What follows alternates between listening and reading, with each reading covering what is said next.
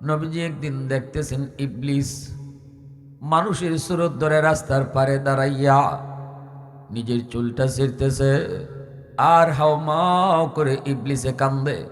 নবীজি ইবলিস যেটা বুঝেন নাই, চিনেন নাই, মানুষের সুরত ধরে সে কান্দতেছে।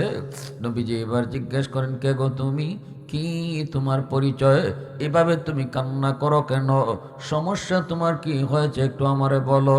ইবলিসে কয়, আমার পরিচয় আপনার জেনে কোনো লাভ নেই, আপনি আমার কোনো উপকার করবেন না, আপনার মতো আপনি চলে যান। নবীজি বলেন, একটু কয়া দেখো, দেখি না একটু উপকার করতে পারি কি না।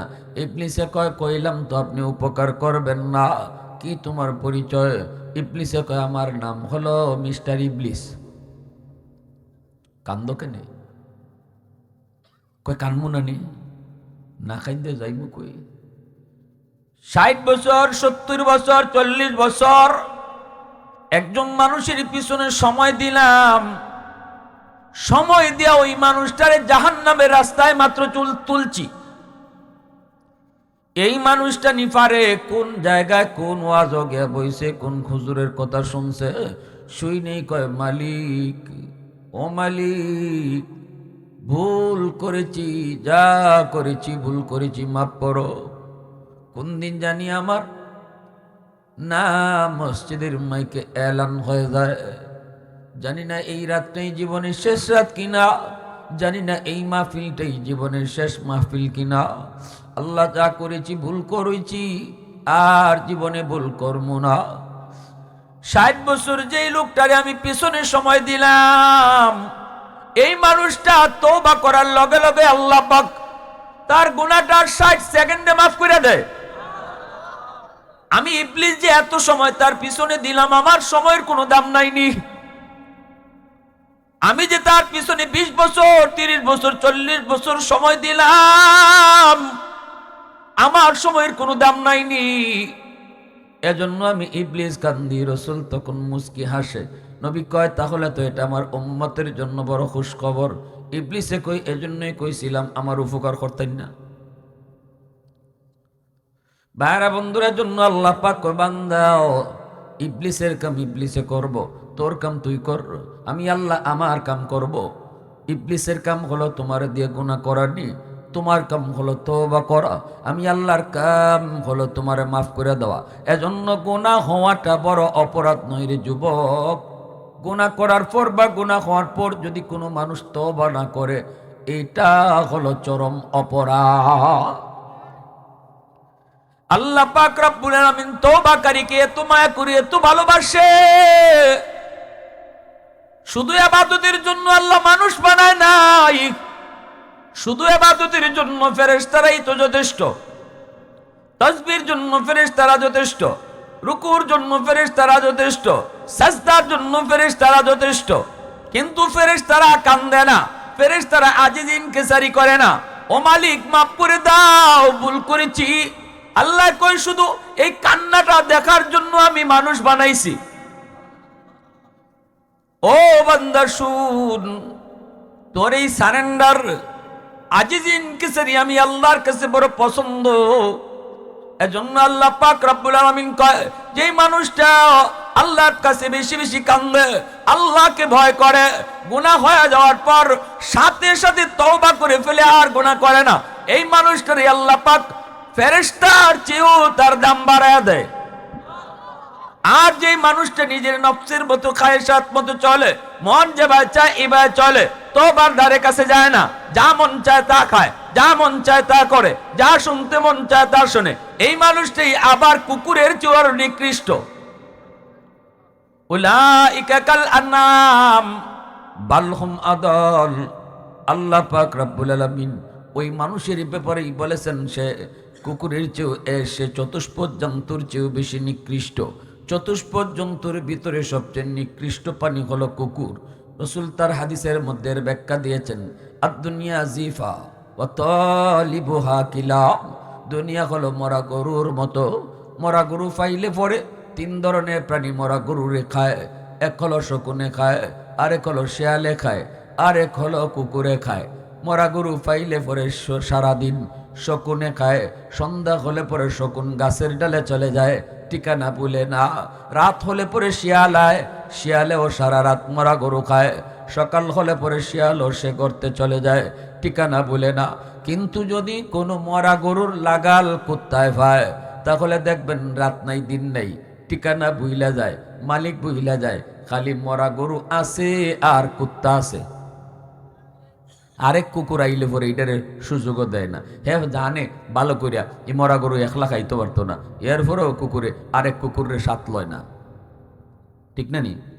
এটা হইল কুকুরের অনেকগুলা গুণ আছে, এর মধ্যে সবচেয়ে বাজে গুণ, কুকুরের অনেকগুলো বালা গুণ আছে। প্রভুভক্ত, হ্যাঁ মালিককে সারা বুঝে না কিচ্ছু, মালিকের পাহারা দেয়, সব ঠিক আছে, কিন্তু একটা গুণ কুত্তার খারাপ, যার কারণে কুত্তার সকল প্রাণীর মধ্যে নিকৃষ্ট প্রাণী, সেটা হইল সে হিংসুটে। সে যা খায় সব একলা খায়, আর কেউ সাথ লইতে চায় না। মানুষের মধ্যে এই স্বভাবটা যার আছে, এই মানুষটাও মানুষের মধ্যে সবচেয়ে নিকৃষ্ট।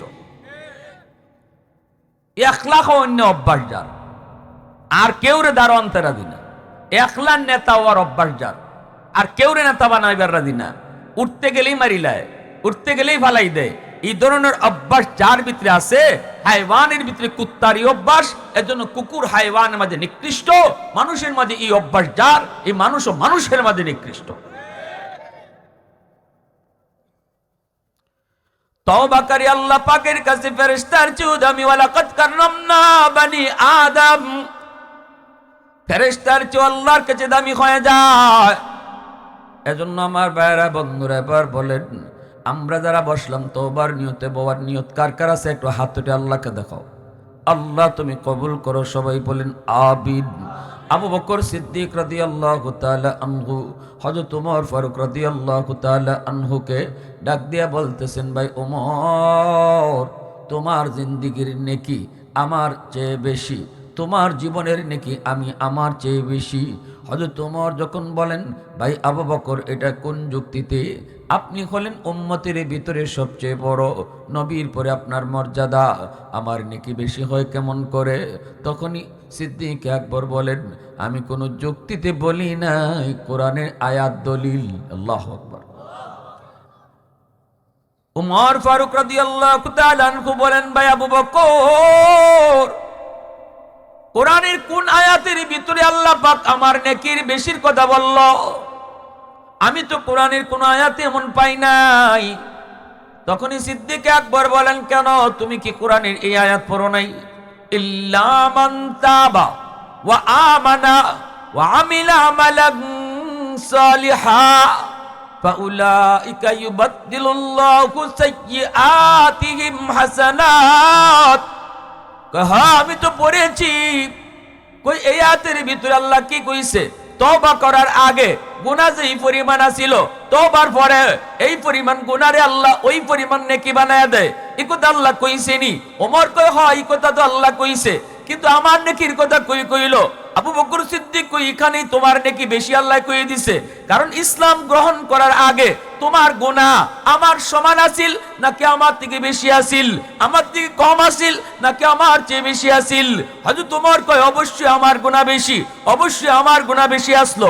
হযরত আবু বকর সিদ্দিক বলে, এটা আমিও কই, তোমার গুনাহ ইসলাম গ্রহণের আগে বেশি ছিল। এবার তুমি কও, ইসলাম গ্রহণ করেছো, তওবা করেছো, তওবার পরে যদি আল্লাহ পাক গুনাহগুলোকে নেকি বানায়া দেয়, আগে তোমার গুনাহ যেমন বেশি ছিল, এখন তো নেকিও আমার চেয়ে বেশি।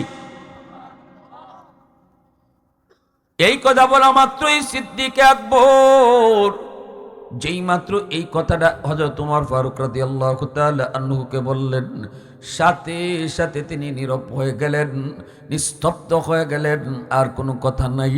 কারণ তোমার আমার নীতি হলো এমন, আমার যুক্তি চলবে ততক্ষণ যতক্ষণ কোরআনের আয়াত পাই না, আমার পণ্ডিতি চলবে ততক্ষণ যতক্ষণ নবীর হাদিস আমি পাই না।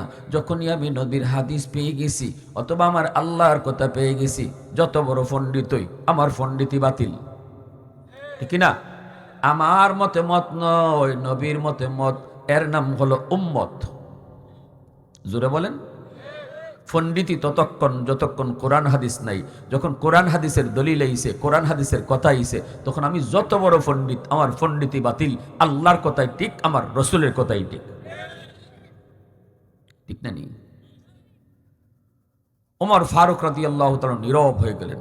অথচ সেই ওমর কত গরম, মদিনার দিকে ঝড় আসতেছে, তুফান। খলিফাতুল মুসলিমিন হযরত ওমর হাত উঁচু করে এইভাবে পাহাড়ের দিকে, তুফানের দিকে ধরছেন। এ তুফান, আমি ওমর তোরে বাধা দিলাম, মদিনার দিকে আসবি না।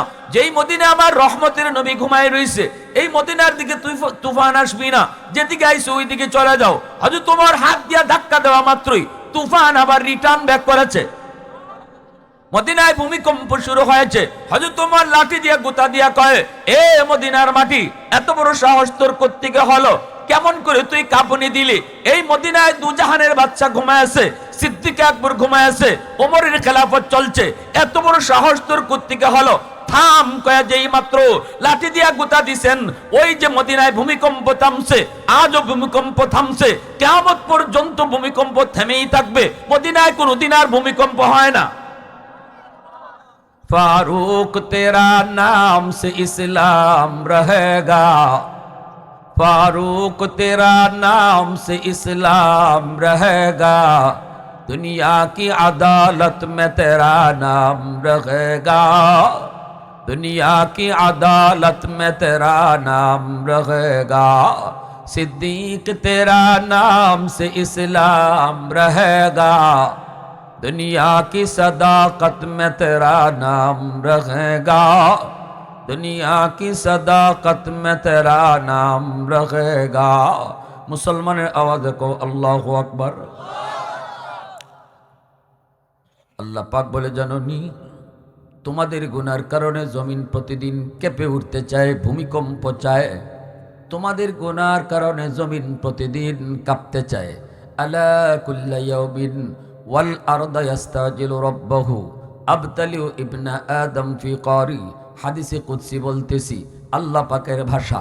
আল্লাহ কই, জানোনি জমিন কিন্তু প্রতিদিন আমার কাছে দরখাস্ত করে, মালিক আর কত গুনাহগারের গুনার দৃশ্য আমি জমিন দেখব, আর কত নাফরমানের পায়ের বোঝা আমি নিব, আর কত সুৎকুরের বাড়ির বোঝা নিব, আর কত বেনামাজির পায়ের আওয়াজ আমি শুনব। আল্লাহ তুমি অনুমতি দাও, ওই নাফরমানগুলাকে আমি জমিন গিলে ফেলি। নাফরমান যেখানে দাঁড়ায় আছে ওখানে ওরে আমি জিন্দা কবর দিয়ে ফেলি। বলেন তো জমিন কার কথায় চলে?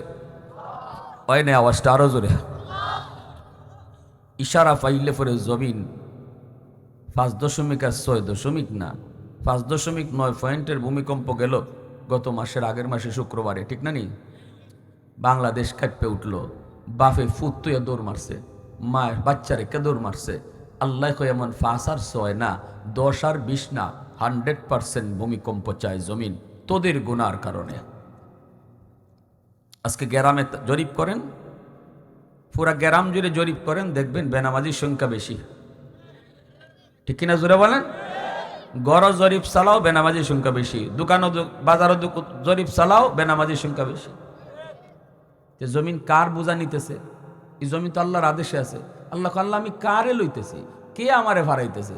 কারে আমি এত মায়া করে লইতেছি? আল্লাহ অনুমতি দাও। আবতালিউ ইবনা আদম ফি কারি, ওদেরকে গিলে ফেলি। আসবিরু ইলা মাতা আসবিরু, ধৈর্য ধরবো তো কত কাল? সুবহানাল্লাহ, জোরে বলেন। জমিনকে আল্লাহ ধৈর্য ধরবো তো, কিন্তু কত কাল, কতদিন ধৈর্য ধরবো? ওয়াল বাহরা ইয়াস্তাজিলু রাব্বাহু, করো আল্লাহর কাছে আবদার করে, মালিক কক্সবাজার সমুদ্র সৈকতের পারে যায় কত যুবক কত যুবতী গুনার কাজে লিপ্ত হয়, আমি পানি চেয়ে চেয়ে সেই গুনাহগুলি দেখবো। আর কতকাল দেখবো গো আল্লাহ, আর কতকাল আমি গুনাহ দেখবো? অনুমতি দাও। নাফরমান গুলাকে আমি পানি যায় ডুবাই দেই। যেই জমিনটারে ওরা নাপাক বানাইছে, ওই নাপাক জমিনটারে আমি পাক বানিয়ে দেই। আল্লাহ পাক রব্বুল আলামিন তখন কয়, রে জমিন শুন, আমি আল্লাহ দেখতেছি জমিনে কত গুনাহ হয়, এরপরও কেন নগদ ধরি না জানোনি? কারণ এই মানুষকে আমি আল্লাহ বড় আদর করে বানাইছি। বেনামাজি হইলেও তো আমি আল্লাহ তারে বানাইছি, সুদকুরও তো আমি আল্লাহ বানাইছি, ঘুষখোরকেও তো আমি আল্লাহ বানাইছি। অতএব ধ্বংস করতে আমি আল্লাহর মায়া লাগে। তুই জমিন তো মানুষ বানাস নাই, অতএব তোর মায়া লাগবে না। তোরা পানি তো মানুষ বানাস নাই, তোদের তো মায়া লাগবে না। তোরা তো ওদের খালিক না, আমি তো ওদের খালিক, আমি তো বানাইছি, এজন্য মায়া লাগে। এজন্য আল্লাহ পাক রব্বুল আলামিন কয়, এরে জমিন শোন, আমি আল্লাহ দেখতেছি এই জমিনে কত গুনাহ হয়, কত অত্যাচার হয়, কত জুলুম হয়, এরপরও আমি কেন নগদ ধরি না? কারণ এই মানুষকে আমি আল্লাহ বড় আদর করে নিজের হাতে বানাইছি। আসমান আল্লাহ বানাইছেন কুন ফায়াকুন বইলা, জমিন আল্লাহ বানাইছেন কুন ফায়াকুন বইলা, ফেরেশতা আল্লাহ বানাইছেন কুন ফায়াকুন বইলা। কিন্তু আমারে আপনারে আল্লাহ পাক কুন ফায়াকুন বলে বানায় না। আমারে আপনারে যখন আল্লাহ বানাইছে, খালাকতু বিয়াদাইয়া, আল্লাহ কই আমি আমার নিজের হাত দিয়া বান্দা বান্দিরে বানাইছি। কারণ এই চেহারার মধ্যে এত দামি কপাল, ওই কপাল আমি বানাইছি আমার সেজদার জন্য। এ জমিন, আসমান বানাইতে আমি হাত লাগাই নাই, জমিন বানাইতো আমি আল্লাহ হাত লাগাই নাই, জান্নাত জাহান্নাম বানাইতো হাত লাগাই নাই, কিন্তু মানুষ বানাইতে আমি আল্লাহ নিজের হাত লাগাইছি। আব্দুর রহিম, আব্দুল করিম তুমি হও কইলি হয়ে যাইতো, মানুষ বানাইতো হাত লাগানো লাগতো না। যেভাবে জমিন বানাইছি, হে জমিন তুই হও হয়ে গেছে, আসমান তুই হও হয়ে গেছে, কিন্তু মানুষ তোমার ওইভাবে আমি বানাইতে পারতাম, কিন্তু এত আদর করে তোরে বানাইলাম রে বান্দা, আমি আমার নিজের হাত লাগাইয়া তোরে আদর করে বানাইছি। এজন্য আল্লাহ কই জমিন, আমি আল্লাহ অপেক্ষা আছি আমার বান্দা কখন জানি তওবা করে, কখন জানি আমি আল্লাহর কাছে কই মালিক ভুল করেছি, আমি ওই তওবাটার অপেক্ষায় আছি। যখনই আমার বান্দা তওবা করব, সাথে সাথে আমি আল্লাহ তার পিছনের সব গুনাহ মাফ কইরা ওলির খাতায় নাম উঠাইয়া দিব। আবু বকর সিদ্দিক কই ভাই ওমর, এবার বুঝছো নি তোমার নেকি কেমনে বেশি? হযরত তোমার কই বুঝছি, তবে আমার কথা শোনেন। কি কথা? কই আমার জীবনের নেকি যদি বেশি হয় আর আপনার জীবনের নেকি যদি কম হয়, ও ভাই আবু বকর, ওই কম নেকিটা আমারে দিয়া লাও, আর আমার বেশি নেকিটা তুমি লইয়া যাও। আসো দুইজনের জীবনের নেকি বদলা বদলি করি। আমি ওমর আমার জীবনের বেশি নেকিটা আপনারে দিয়ে দিমু, আপনার জীবনের কম নেকিটা দিবেননি, জানি আপনি দিবেন না। তবে আরেকটা কথা কই, আপনি আপনার জীবনের এক রাইতের নেকি দিবেননি। ভাই আবু বকর, আপনি আপনার জীবনের এক রাইতের নেকি দিবেননি। ওই এক রাইতের নেকি যদি দেন, আমি ওমর আমার গোটা জিন্দেগির নেকি আপনাকে দিয়ে দিব। এই কথা বলতেই সিদ্দিক একবার বলতেছে, ভাই ওমর, এটা কোন রাতের নেকি তুমি চাও? তখনই হযরত ওমর চোখের পানি ফেলে কয়, যেই রাতে আমার মায়ার নবীর সাথে আপনি মক্কা থেকে মদিনায় হিজরত করেছিলেন, ওই রাতের নেকিটা যদি আমাকে দেন, আমি ওমর গোটা জিন্দেগির নেকি দিয়ে দিব। সিদ্দিক আকবর ইবনে কুহাফা, রাসূলের বিকল ছায়া ছবি, দিনের তোরে কে আর এমন, দিনের তোরে কে আর এমন, উজার করে দিল যা কিছু ছবি, উজার করে দিল যা কিছু ছবি। সিদ্দিক আকবর ইবনে কুহাফা, রাসূলের বিকল ছায়া ছবি, দিনের তোরে কে আর এমন, দিনের তোরে কে আর এমন, উজার করে দিল যা কিছু ছবি, উজার করে দিল যা কিছু ছবি। রাসূলের অনুগত কে আর মন, রাসূলের প্রিয়তম কে আর মন, রাসূলের ডাকে সদা তৈরি থাকে, রাসূলের নীতিমালা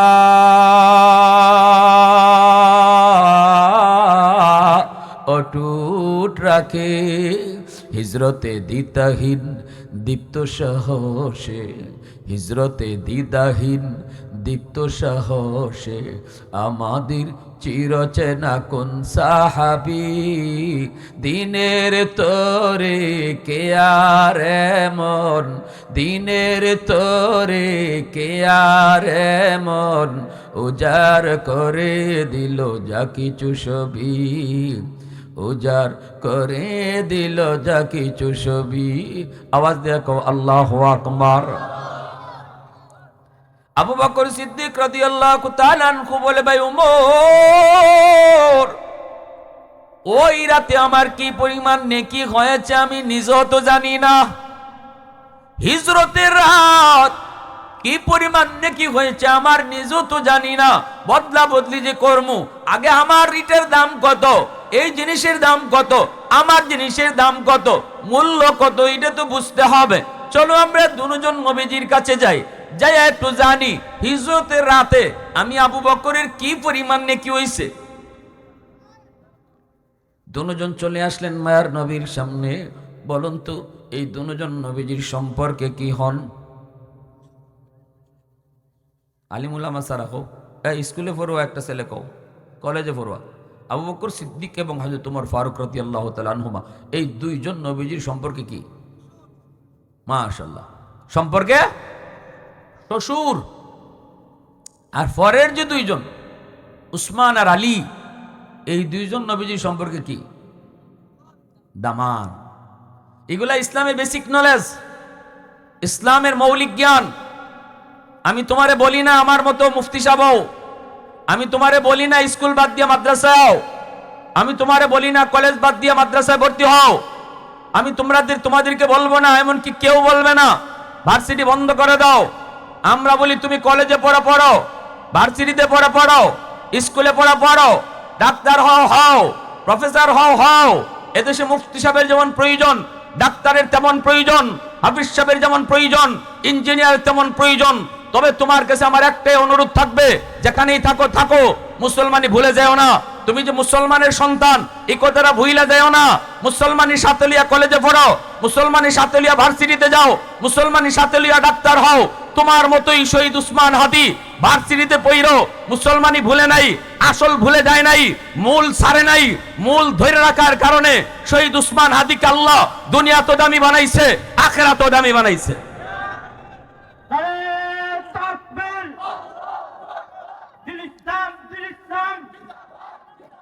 জিন্দাবাদ জিন্দাবাদ, কোরআন হাদিসের আলো, কোরআন হাদিসের আলো, ঘরে ঘরে জালো, নারে তাকবীর। খালি মূল ছাইরো না, মূল যে দইরা রাখে সে তারে আল্লাহ দামি বানায়, আর মূল যে ছাইরা দেয় সে পথারা হয়ে যায়। তোমার আমার মূল পরিচয়, আমরা মুসলমানের সন্তান, এজন্য মুসলমানই ভোলা যাবে না। কলেজে পড়ো, আজান হলে নামাজে যাও, কলেজ ভার্সিটিতে পড়ো, পর্দা করো, ভার্সিটিতে পড়ো, আল্লাহকে ডরাও, ডাক্তার হও, আল্লাহকে ভয় করো। আর এই কথাটা ইয়াদ রেখো, এ জীবন জীবন নয়, মরণের পরের জীবন আসল জীবন। এই কথাটা ইয়াদ রেখো, এই জীবনের প্রতিটা কাজের হিসাব পাই টু পাই আল্লাহর কাছে তোমার দিতে হবে। এই কথাটা দিলের মধ্যে লইয়া ডাক্তার হও, মানুষের মতো মানুষ হইবায়। আর যদি এই কথা অন্তরে না থাকে তাইলে ডাক্তার হইয়াও মানুষ হইতায় না, ডাকাইতে হইবায়। বাংলাদেশে বহু ডাক্তার ডাকাইতেও বই দিয়েছে, টেস্ট লাগে না, এরপর 10টা টেস্ট দেয়, কিন্তু প্রতি টেস্ট থেকে ডাক্তারের পার্সেন্টেজ হ্যাঁ আসেনি না নাই। সিজার লাগে না, এরপর সিজার করা লাগবো। নর্মাল ডেলিভারি কেস রোগী ভালো করে ডাক্তারে জানে, এরপরও কয় সিজার লাগবই, নাইলে মাও মরি যাব, বাচ্চা মরি যাব। দিছে আপনার ডর লাগাইয়া, আপনি বাড়িতে তাড়াতাড়ি গাই বেচুন। আমি দুধের গাই বেচা লাইছেন, আপনি দুধের গাই বেচা লাইছেন, বাচ্চারে বাঁচানি লাগবো, মারে বাঁচানি লাগবো। যেই ডাক্তারে আপনার গাই বেচাইলো, অথচ সুস্থ মহিলা তারে সারা জীবনের জন্য অসুস্থ করলো সিজার কইরা, এই ডাক্তার হইবে না ডাকাইত হইবে? খালি ডাকাইত না, আওয়ারের ডাকাইত। এই বাংলাদেশে এমন বহু ডাক্তার না হইয়া ডাকাইতে বই রয়েছে। কেন? মূল ভুলে গেছে, ঠিক কিনা? মূল ছেড়ে দিয়েছে। শহীদ উসমান হাদি এমন একটা দেশই চেয়েছিল যে দেশের প্রতিটা মানুষের দিলের ভিতরে মূল পরিচয় থাকবে। শহীদ উসমান হাদি এমনই একটা দেশ চেয়েছিল, কিন্তু আমরা তারে থাকতে দিলাম না। দিল না কারা? যারা বাংলাদেশের দুশ্মন, ইসলামের দুশ্মন, এরা তারে থাকতে দিল না, বাঁচতে দিল না। যারা দেশের দুশ্মন, ইসলামের দুশ্মন। খুনি ফয়সলের মতো ফয়সল তৈরি হলো, হাজারো ফয়সল তৈরি হবে যারা মূল ভুলে যাবে, আর যারা মূল ধরে রাখবে সে হাদি হবে, আর মূল সাইরা দিবে খুনি ফয়সল হবে। এজন্য যুবকদের সামনে পথ দুইটা, তৃতীয় কোনো পথ নাই। হয় তুমি শহীদ উসমান হাদির পথে হাঁটবা, নয়তো খুনি ফয়সলের পথে হাঁটবা। ফয়সলের পথে হাঁটবা মূল ভুইলা, তাহলে বাপ মারে কলঙ্কিত করবা, নিজেও কলঙ্কিত হইবা। আর হাদির পথে হাঁটবা, বাপ মারেও অলঙ্কিত করবা, নিজেও অলঙ্কিত হবা।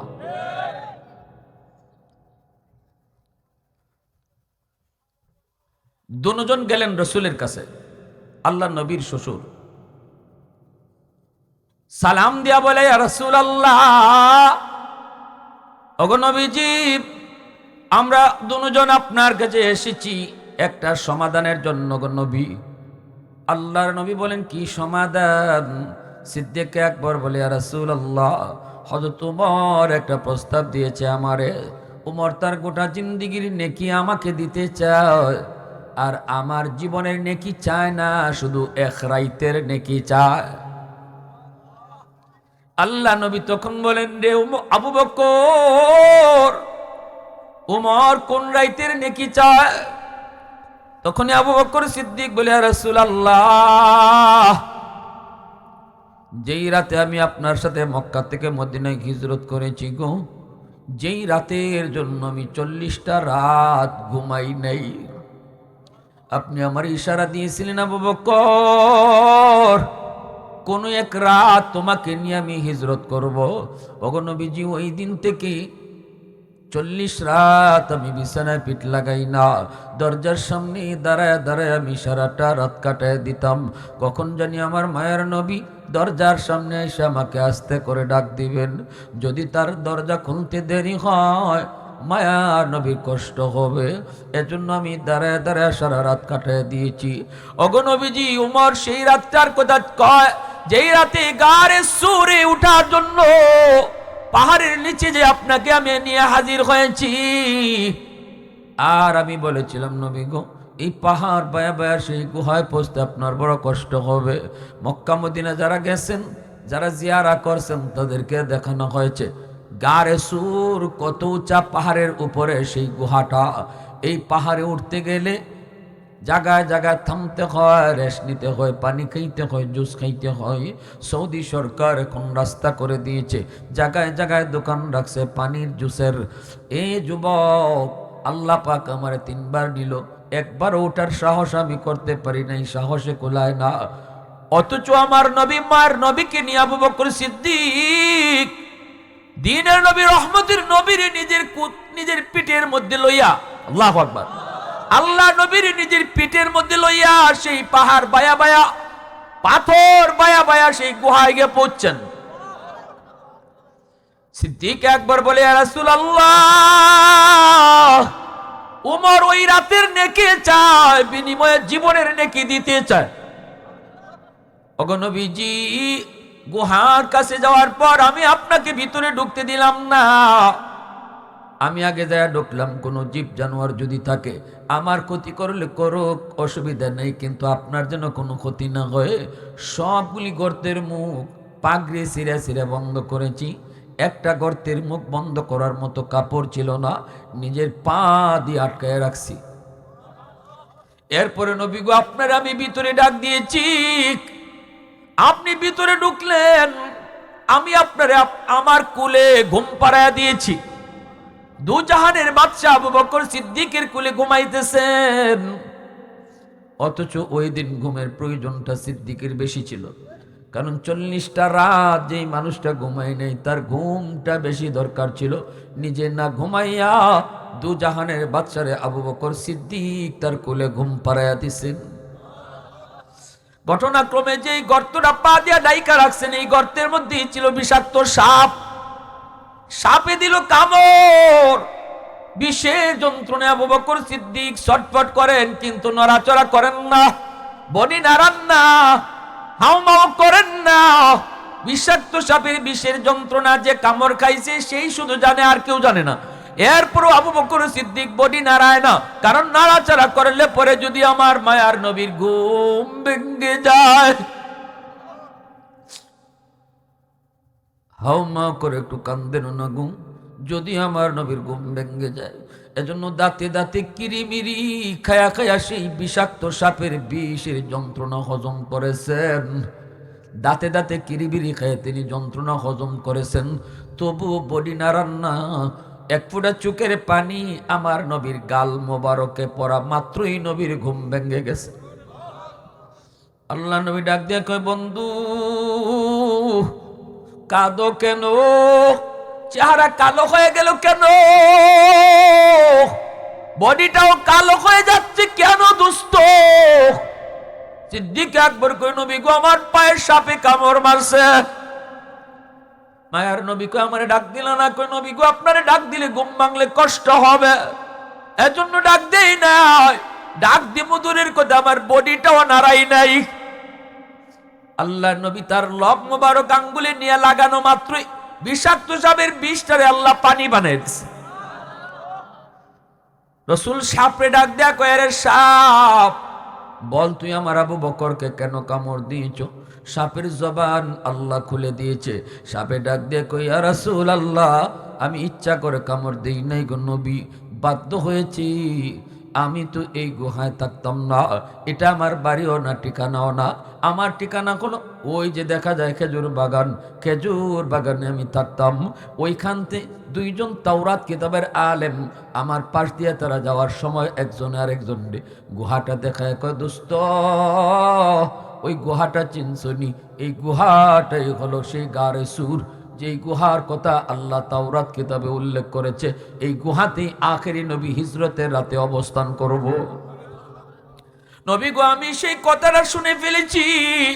সেদিন থেকে আমি নিয়ত করেছি আর এই বাগানে না, আপনার এক নজর দেখার জন্য আমি গুহায় আশ্রয় নিয়েছি। দীর্ঘদিন যাবত আমি আপনার অপেক্ষায় গো নবী, বেশি দূরেও যাই না, আশেপাশে যা পাই তা খাই আবার গো করতে চলে আসি। কখন আপনি আসেন আবার কখন চলে যান, আপনাকে দেখার জন্য আমি সেই গুহায় আশ্রয় নিয়েছি। আজকে আমার দীর্ঘদিনের মনের আশা পূরণ হতে চলেছে, কিন্তু আপনার দোস্তের পায়ের কারণে বের হতে পারি না। আমার আর কোনো বের হওয়ার রাস্তাও ছিল না, এজন্য বাধ্য হয়ে কামড়টা দিয়েছি। মাপ চাই গো নবী, মাপ চাই, মাপ চাই। আমি আপনারে দেখার জন্য, আপনার আবেগে আমি এই ভুলটা করে ফেলেছি। আল্লাহর নবী, রহমতের নবী, মায়ার নবীর জন্য হাইওয়ানাত গুলো কেমন পাগল ছিল। সিদ্দিক বলে, ইয়া রাসূলুল্লাহ, ওই রাতের নেকিটা উমরে চায়, বিনিময়ে উমর গোটা জিন্দিগির নেকি দিতে চায়। আল্লাহ নবী কই, আবু বকর বদলা বদলি করবা কি করবা না? আমি কিছু বলবো না, আমি কিছু বলবো না রে, আমি বলবো না। কারণ দুজন তোমরা আমার শ্বশুর, কার লাভ হয় কার লস হয় আমি জানি না। আমি এই কামে যাবো না। তবে যেটা জানতে চেয়েছো, ওই এক রাইতের নেকি কি পরিমাণ শুনো। গোটা উম্মতের নেকি যদি এক পাল্লায় রাখা হয়, আর তোমার ওই এক রাইতের নেকি যদি এক পাল্লায় রাখা হয়, তোমার নেকির পাল্লা ভারী হয়ে যাবে। ইল্লা মান তাবা ওয়া আমানা ওয়া আমিলা আমালান সালিহা ফাউলাইকা ইউবাদদিলুল্লাহু সাইয়্যাতিহিম হাসানাত ওয়া কানাল্লাহু গফুরুর রহিমা। এজন্য আল্লাহ কো, বান্দা শুন, গুনাহ করার পরে তুই বেশি দেরি করিস না। গুনাহ তোর দ্বারা হয়ে যাওয়াটা বড় অন্যায় না রে বান্দা। গুনাহ হয়ে যাওয়ার পর আমি আল্লাহ অত নারাজ হই না, যত নারাজ হই তুই যখন তওবা না কইরা ড্যাম কেয়ার কইরা চলস। ফর ফর ফর ফর যখন তুই গুনাহ করস, অথচ আমার কাছে কান্দস না, তওবা কইরা গুনাহটা তুই বন্ধ করস না, তখন আমি আল্লাহ বড় কষ্ট পাই, তখন বড় কষ্ট পাই। এজন্য যুবক, রাতের অন্ধকারে বন্ধু তোমারে ডাকে, বন্ধুর ডাকে সারা দিয়া গুনার কাজে যেও না। না না, না না, যদি এমন কোনো কাম কইরাও থাকো আজকেই তওবা করো। যৌবনে কত যুবক কবরে গেল, বন্ধু একসাথে খেলতা একসাথে চলতা, আজকে কবরে ঘুমায় রইছে। সমবয়সের মানুষ কবরে চলে গেল, বুড়া মানুষ আর এখন বুড়া হওয়ার টাইম পায় না। যৌবনেই মানুষ কবরে ডাক চলে আসে। বাবার কাছ থেকে মার কাছ থেকে বিদায় নিয়ে যুবক বের হয়, আর ঘরে ফিরে না। ঘুমায় যুবক আনন্দে, আর ঘুম থেকে উঠে না। অতএব এই কথাগুলি মনে করে জীবনের শেষ মাহফিল মনে করে আজকের মাহফিলটাকে তওবার মাহফিল বানাও। কো মালিক, যা করেছি ভুল করেছি, আর জীবনে ভুল করবো না। এই নিয়ত কার কার আছে একটু হাত উঠে আল্লাহরে দেখা। আল্লাহ তুমি কবুল করো, সবাই বলেন আমিন। আল্লাহর ঘর মসজিদের জন্য আমি মুসাফির হিসাবে একটা আবদার করি, যদি কেউ আল্লাহর ঘরে দান করেন, আমি যদি আল্লাহর ঘরের দিকে মায়ার নজরে চাই, আল্লাহ আমার ঘরের দিকে চাইবা। আমি আল্লাহর ঘরের ফাঁস চাই, আল্লাহ আমার ঘরের ফাঁস চাইবা। জানি না এই মজলিসে কার মা নেই, কার বাবা নেই। একজন ভাই হাটটা জায়গায় বলেন, হুজুর ইনশাল্লাহ আমি মসজিদের জন্য 10,000 টাকা আমি ইনশাআল্লাহ ওয়াদা করলাম, আল্লাহ যেন আমার দেওয়ার তৌফিক দেয়। নিয়ত কইরা লেখান, তৌফিক দিবেন আল্লাহ। তৌফিক দিবেন কে? আল্লাহ। বলেন একজন ভাই হিম্মত করে 5,000, 10,000, 2,000, 1,000 কি আছে? কি নাম? কি নাম ভাই? জনাব সিদ্দিকুর রহমান সাহেব 10,000 টাকা।